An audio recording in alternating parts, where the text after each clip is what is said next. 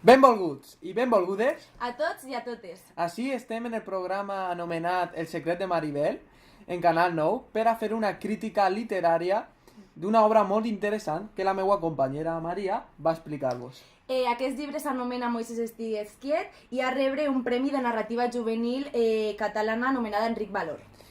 Per això, avui trobarem en aquesta crítica o entrevista a l'escriptora d'aquesta obra.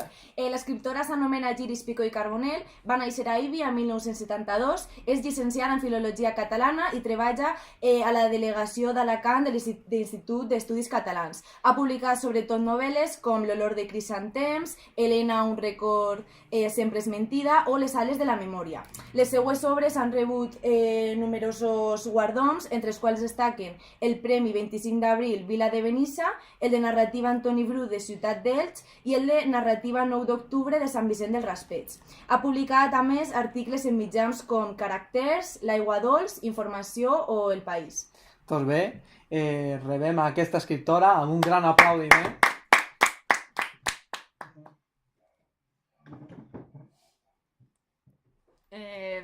Hola a tots i a totes, jo sóc Giris Picó i Carbonell i avui vinc a parlar-vos de la meva obra, Moisès estigues quiet. Moltes gràcies. A més, també trobem així altre personatge de l'obra de Moisès estigues quiet, que és el personatge principal, Moisès.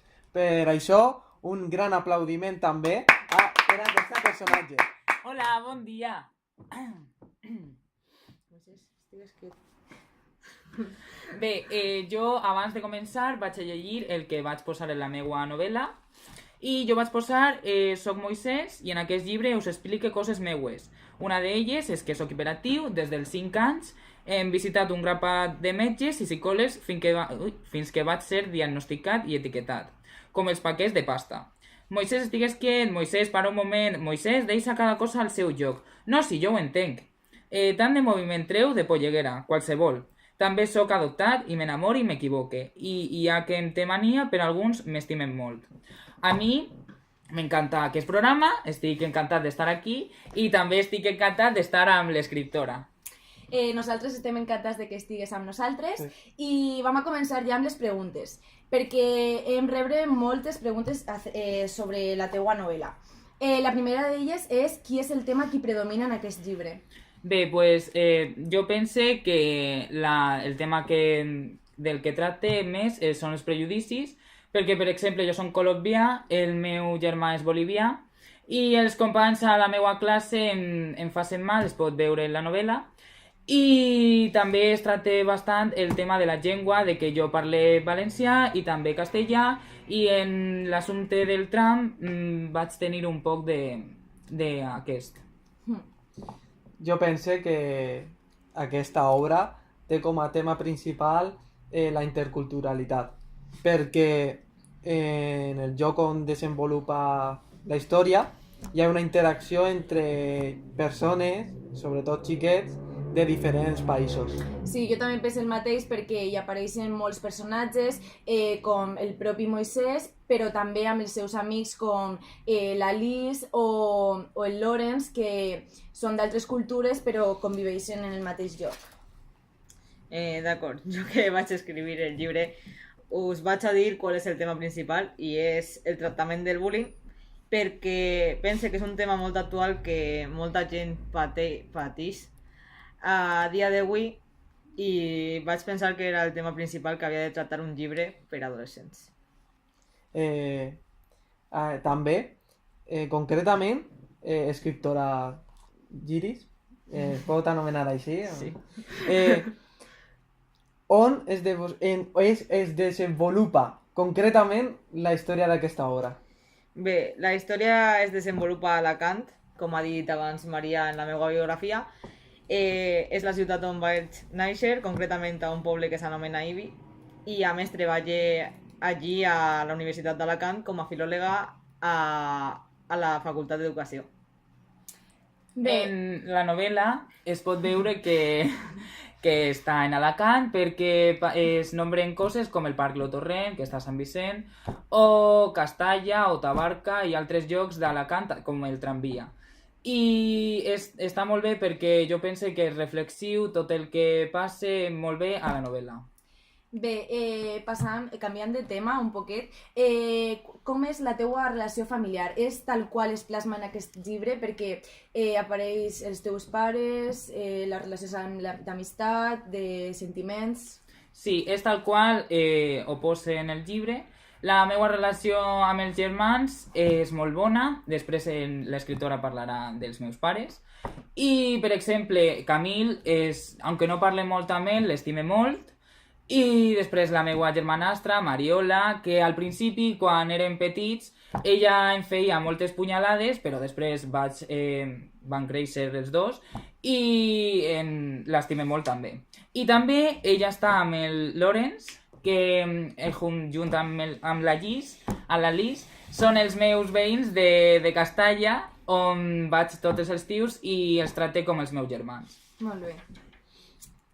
I vas a parlar ara sobre els pares, no? Havies dit abans. Perquè, com podem veure a la novel·la, es tracta d'una família destructurada, no? Perquè apareix una mare divorciada i que té que estar amb els dos fills adoptats. Com es tracta això a la novel·la? Sí, si el mirem així, pareix una família desestructurada, però, per exemple, és per a nosaltres o per als altres lectors, perquè, per exemple, per a Moisès no està desestructurada, ja que ell mateix pensa que el normal en una família és tindre dos pares com tindria ell, que eren Gabriel i Jaume, i una mare. Però un dia a l'escola, fent una activitat, es va adonar que no era així, que el normal era tindre un pare i una mare.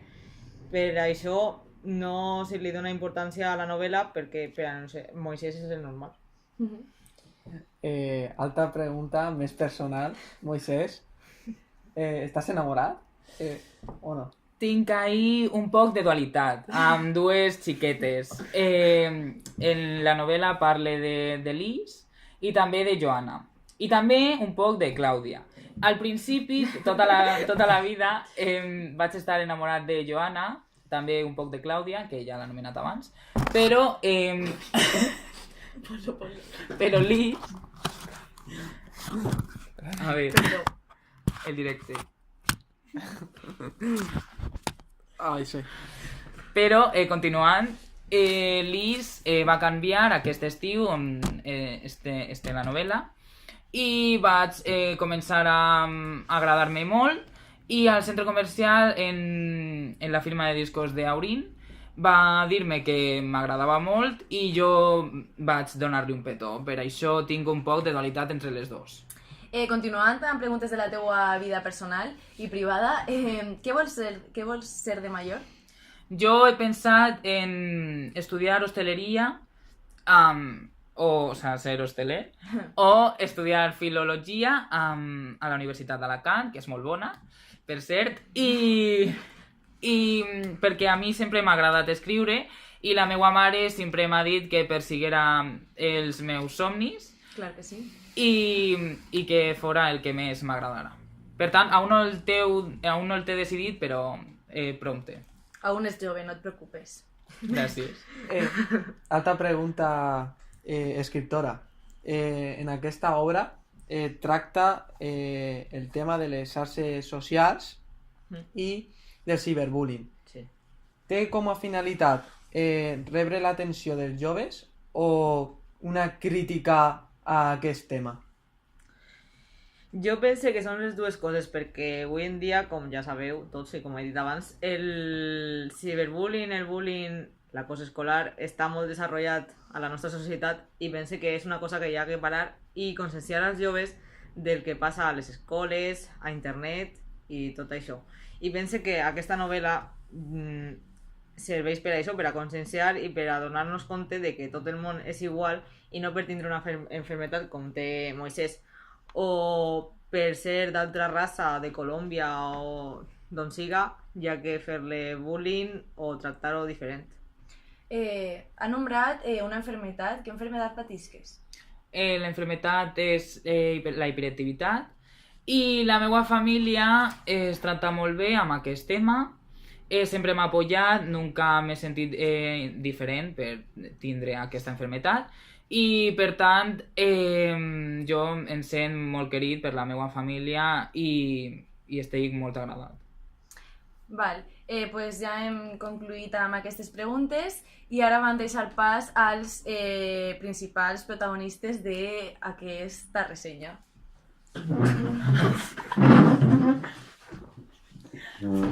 Bé. Ja hem tornat. Jo sóc Maria Jo sóc Lídia. Jo sóc Àngel. I jo sóc Antonio.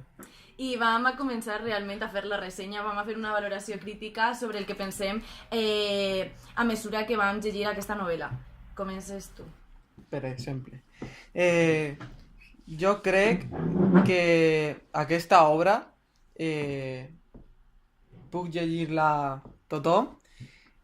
M'ha agradat, però és veritat que hi ha moments de l'obra que hi ha prejudicis que no m'agrada a mi, perquè, per exemple, el fet de que quan Moisès està en el tram, un xic del rap li ataquen. Pense que ese prejudici que hi ha del xic del rap no és així, perquè en l'actualitat hi ha xics que facin rap i tens una carrera, com per exemple en la Universitat d'Alacant, Guillermo, o també conegut com Arcano. Bé, per a mi la novel·la m'ha agradat en part, l'última part, però quan va començar el tema del ciberbullying, de l'asc i tot això, però al principi es costa molt perquè pense que és una novel·la, com ja ha dit el meu company, fàcil de llegir i això, però al principi no va tindre... que no pensava que tindria molta història i després em va donar la volta. Bé, jo pense com ells que és fàcil de llegir i que per als xiquets entre 12 i 11 anys, crec que és, està bé per a llegir-la, per el que he dit abans, com a autora del llibre, però com a lectora també ho pense, per a conscienciar als xiquets el problema que hi ha a les escoles i a la societat amb les diferències entre les persones i tot això. Jo pense, majoritàriament com han dit els meus companys, pense que és una novel·la molt fàcil de llegir, també és que té poques pàgines, també pot estar molt bé influenciada per als xiquets de 9 a 12 anys, com ha comentat Lídia, i també m'agrada aquesta novel·la perquè tracta temes que estan molt latents en l'actualitat, com l'assetjament escolar, també les xarxes socials i com pot influir en la vida d'un xiquet. Per això el recomano a tot el que vulgui llegir-la. Sí, a més és una novel·la diferent, pense jo. No sé què penseu vosaltres. Sí, també. Doncs ja està.